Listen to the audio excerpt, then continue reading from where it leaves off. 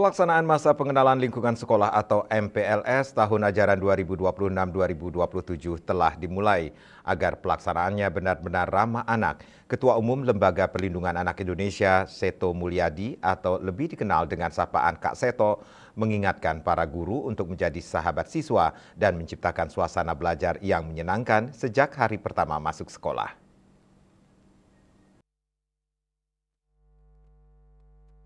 Pesan tersebut disampaikan Kak Seto saat memberikan pembekalan kepada ratusan guru di Kabupaten Buleleng dalam seminar dan workshop mandiri Buleleng Excellent Teacher 2026 di Gedung Kesenian Gede Manik, Singaraja.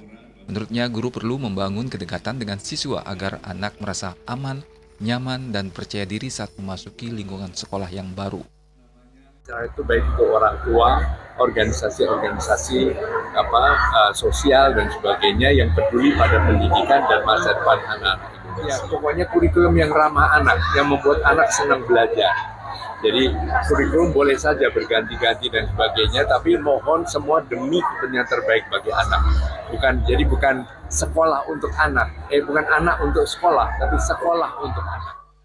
Kak Seto menegaskan setiap anak memiliki karakter dan potensi yang berbeda.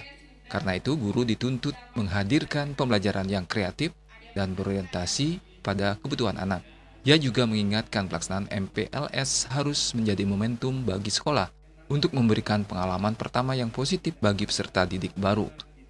Menurutnya, sekolah harus mampu menyesuaikan diri dengan kebutuhan anak, bukan sebaliknya, sehingga tercipta lingkungan belajar yang ramah, aman, dan mendukung tumbuh kembang siswa. Yasri Yuli, Bali TV.